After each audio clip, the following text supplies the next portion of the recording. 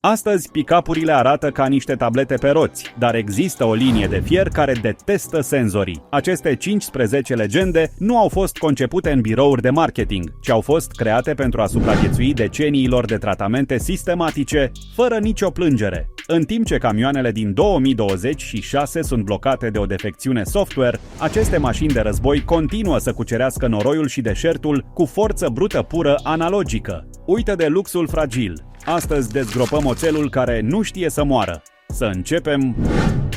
Numărul 13, Ford F250 Highboy. Există o poreclă care inspiră respect instantaneu printre cunoscătorii de camioane clasice și anume Highboy. Deși Ford nu a folosit oficial acest nume în broșurile sale de vânzări, fanii au numit modelul F250 și 4x4, fabricat înainte de mijlocul anilor 1977. Motivul pentru înălțimea sa impunătoare nu era estetică, ci o necesitate mecanică fascinantă. Ford folosea o cutie de transfer separată, ceea ce însemna că nu era atașată la transmisie. Acest lucru a forțat șasiul să fie mult mai înalt pentru a permite arborilor de transmisie să funcționeze la unghiuri funcționale. Rezultatul a fost un pick-up cu o gardă la sol, la care camioanele moderne doar visează prin kituri de ridicare scumpe. Inima multor dintre aceste creaturi era motorul de 360 de cilindri cu 8 cilindri sau indestructibilul 400, blocuri cunoscute pentru capacitatea lor de a funcționa chiar și atunci când întreținerea a fost ignorată ani de zile. Suspensia față cu arcuri lamelare este atât de rigidă încât poate încărca un ploc de zăpadă sau o remorcă grea fără să cedeze niciun centimetru. Highboy-ul este o amintire a unei vremuri când Ford nu construia mașini cu bendă de marfă, ci camioane reale care aveau dimensiunea unui pick-up. Numărul 12, Chevrolet K10 cu pachetul Big Ten. La sfârșitul anilor 1970, reglementările privind emisiile au început să limiteze motoarele americane, dar Chevrolet a găsit o portiță genială pentru a menține puterea în viață: pachetul Big Ten. Prin clasificarea camionului într-o categorie de greutate mai mare, Chevrolet a reușit să elimine convertoarele catalitice, permițând motorului cu 8 cilindri și 350 de inci cubi să respire liber. Rezultatul a fost unul dintre cele mai rapide și mai fiabile camioane ale generației sale. C10 cu acest pachet nu era doar puternic, ci era construit pe platforma Square Body, faimoasă pentru unul dintre cele mai puternice șasiuri proiectate vreodată de General Motors. Ușurința reparației acestui camion este legendară. Practic, orice piesă poate fi înlocuită cu un set simplu de chei, iar spațiul din compartimentul motorului este atât de generos, încât lucrul la el este o plăcere pentru orice mecanic. În lumea anului 2026, unde o defecțiune a unui senzor de oxigen poate lăsa o camionetă modernă blocată, Chevrolet Big Ten continuă să funcționeze datorită carburatorului simplu și aprinderii electronice de înaltă energie care pur și simplu refuză să cedeze. Este eleganța oțelului pătrat aplicată nemuririi mecanice. Numărul 11, seria internațională de recoltare 100.000.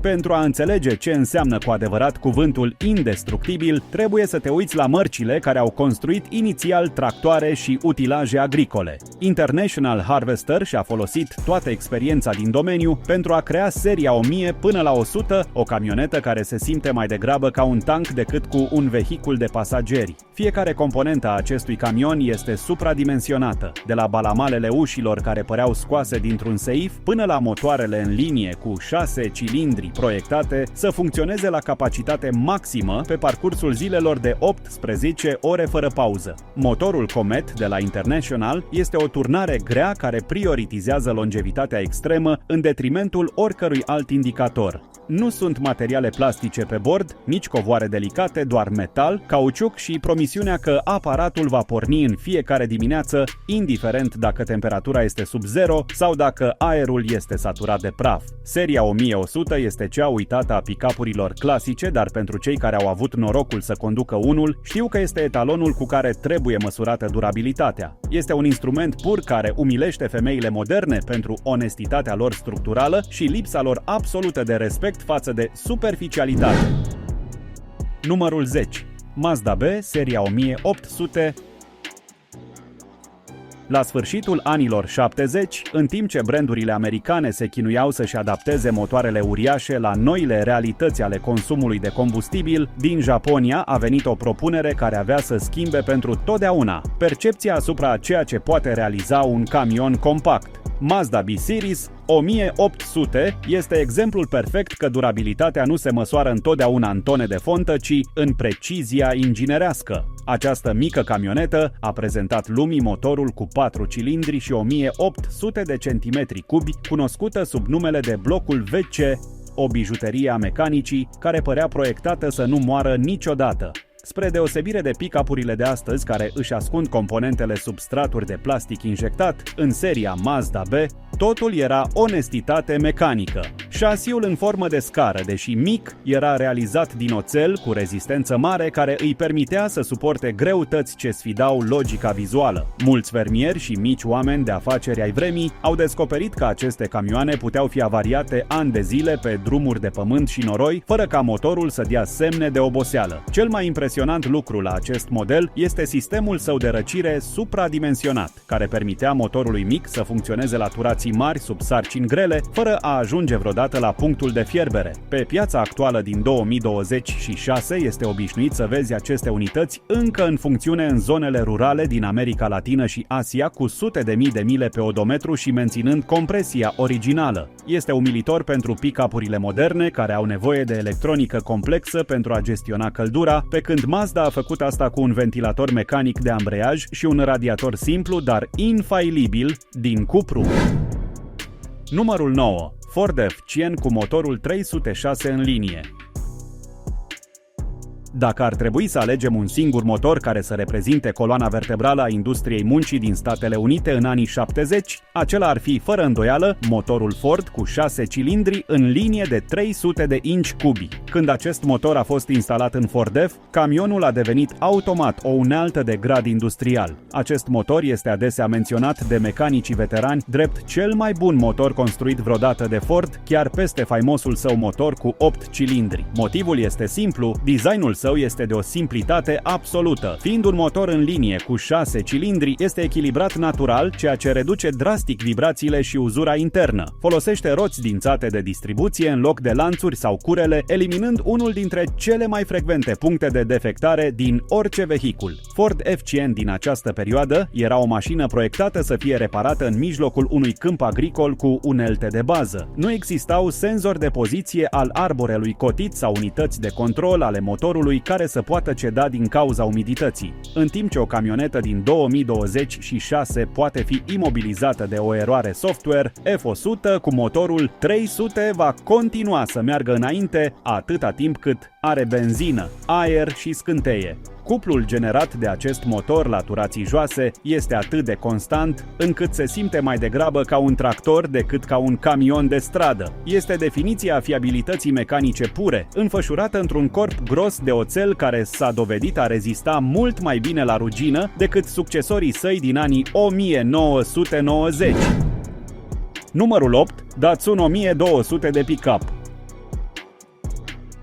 Înainte ca Nissan să devină gigantul global pe care îl cunoaștem astăzi, brandul Datsun stabilea standardele de invincibilitate în segmentul camioanelor mici. Datsun 1200, cunoscut intern ca seria B120, este una dintre acele mașini care par să sfideze legile fizicii și ale timpului. Echipată cu legendarul motor din seria A12, această camionetă este faimoasă pentru capacitatea sa de a urca pante imposibile cu sarcini care îi dublează propria greutate. Ceea ce face ca Datsun 1200 să fie o piesă inginerească indestructibilă este simplitatea transmisiei sale. Fiecare piesă a fost proiectată să fie ușoară, dar extrem de rezistentă. Arborele cotit al motorului A12 este cunoscut că rezistă la turații foarte mari fără deteriorări, o caracteristică care l-a făcut preferat de tuneri de mașini de curse, dar în lumea muncii, acest lucru s-a tradus printr-o longevitate extremă. Numărul 7. Dodge Ram 3500 cu motor V10 Magnum.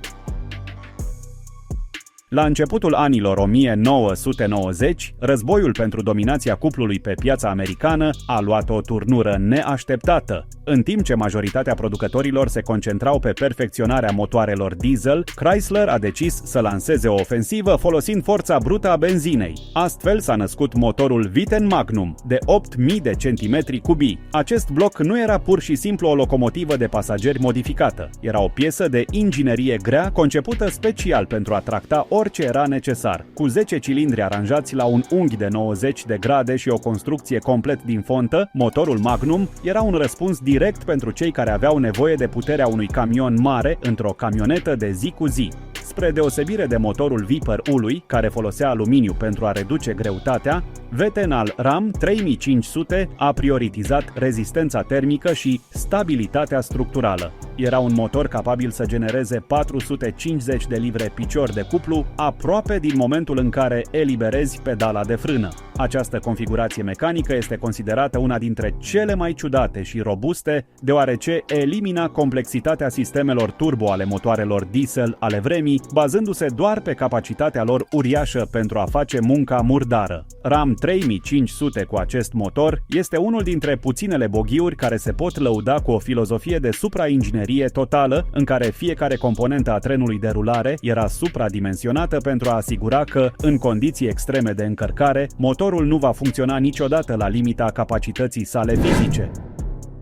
Numărul 6. Motor Toyota Hilux 2 la diesel.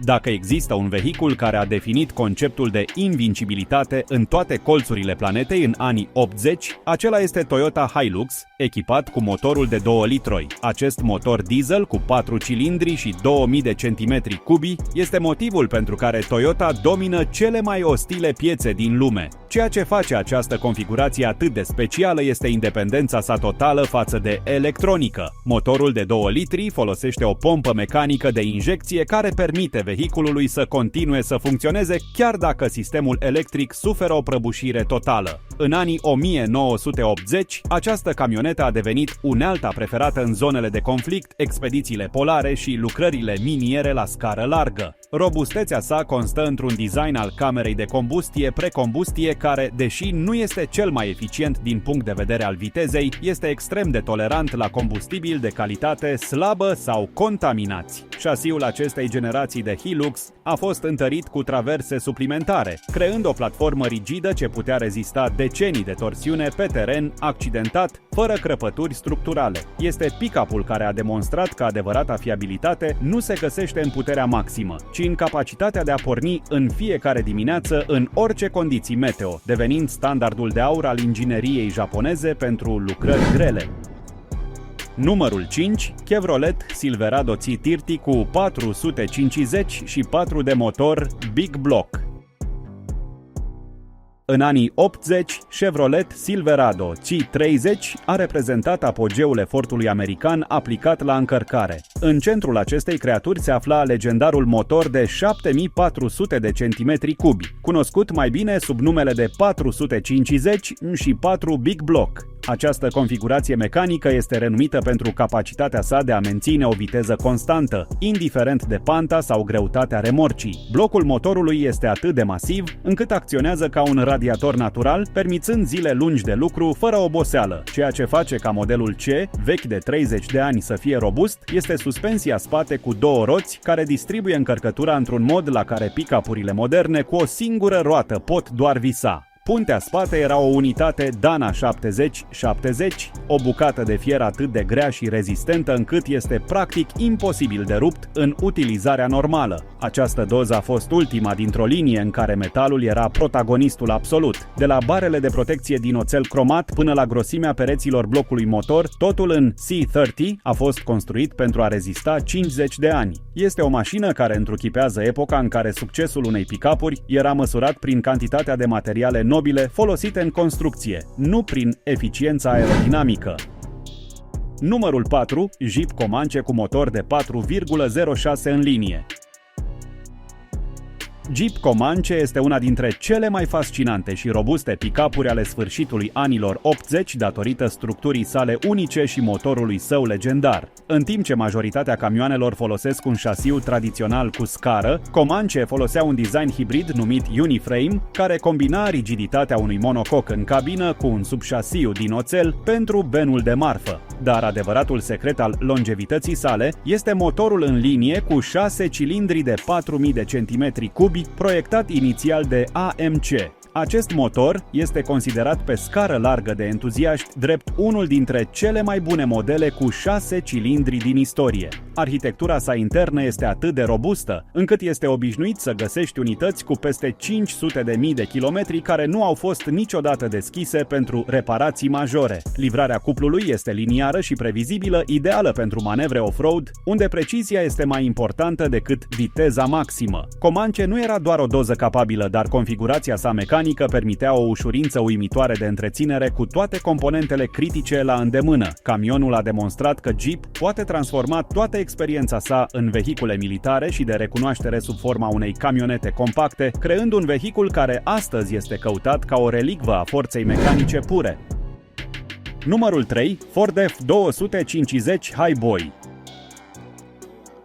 Ford F-250, fabricat înainte de mijlocul anului 1977, cunoscut la nivel mondial ca Highboy, este una dintre cele mai impunătoare și robuste mașini care au ieșit vreodată de pe o linie de asamblare. Numele său neoficial provine din poziția sa ridicată, dar ceea ce îl face cu adevărat o legendă a torcului este cutia sa de transfer New Process, divorțată 205. În această configurație, cutia de transfer nu este atașată de transmisie, ci este amplasată mai în spate în șasiu, conectată printr-un mic ax cardan. Acest lucru a permis ca unghiurile arborilor de transmisie să fie mai puțin pronunțate, reducând uzura mecanică sub stres extrem. Motorul preferat pentru această bestie era V8 de 5900 de centimetri cubi, un tren motopropulsor care prioritiza cuplul laturații mici în detrimentul oricărui alt parametru. Șasiul Highboy-ului era mai îngust decât modelele ulterioare, dar era realizat din oțel mai gros, oferindu-i o flexibilitate structurală ideală pentru a lucra pe teren, unde solul pare să vrea să devoreze vehiculul. Este o camionetă care nu cunoaște sensul cuvântului învechire. Fiecare piesă, de la butucurile manuale ale roților din față până la arcurile cu mai multe lame, a fost proiectată să fie reparată în mijlocul pustietății cu unelte de bază, consolidându-se ca pilonul rezistenței americane de modă veche.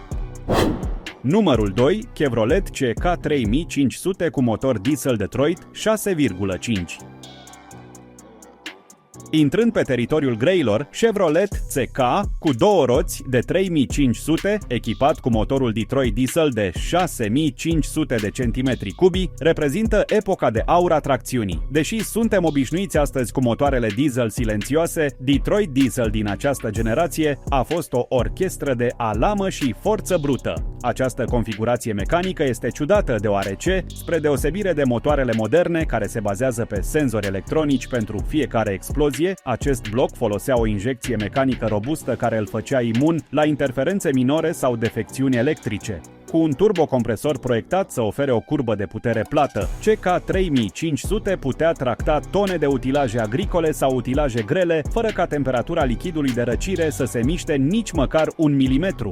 Robustețea acestui model s-a extins și la transmisia turbohidramatic de 400 sau la ulterioara transmisie ATA de 4 litri, ambele faimoase pentru capacitatea lor de a rezista abuzurilor termice care ar fi distrus orice cutie de viteze modernă. Acest camion a fost construit pe premisa că munca nu se oprește niciodată, iar cadrul său din oțel cu canal C a oferit fundația necesară motorului Detroit diesel pentru a demonstra de ce cuplul este adevăratul rege al drumului. Numărul 1. Pickup Toyota Land Cruiser, seria 75. Ajungem la locul de onoare cu vehiculul care a supraviețuit războaielor, deșerturilor și trecerii neîncetate a timpului, fără să-și piardă nici măcar o fărâmă din demnitate. Toyota Land Cruiser Series 75, de obicei, echipată cu un motor diesel HZ, Cu 6 cilindri în linie și 4200 de centimetri cubi, această pick-up este definiția supremă a nemuririi mecanice. Motorul 1HZ este o piesă proiectată care nu folosește curea de distribuție pentru componentele critice, ci un sistem de angrenaje care elimină unul dintre cele mai frecvente puncte de defecțiune la motoarele convenționale. Nu are turbo, nu are calculatoare sofisticate și nu are nevoie decât de combustibil și aer pentru a funcționa 1.000.000 de kilometri. Ceea ce face din Series 75 regina absolută este șasiul supradimensionat și osiile rigide, atât față cât și spate, o configurație care astăzi a dispărut din aproape toate pick-up-urile moderne în favoarea unor suspensii independente mai confortabile, dar mult mai fragile. Această Toyota este capabilă să transporte peste 1000 de kilograme în cutia sa de marfă, traversând deșertul Sahara complet încărcată, demonstrând că simplitatea absolută este cea mai sofisticată formă de robustețe. Este fără îndoială standardul mondial după care sunt măsurate toate celelalte mașini funcționale.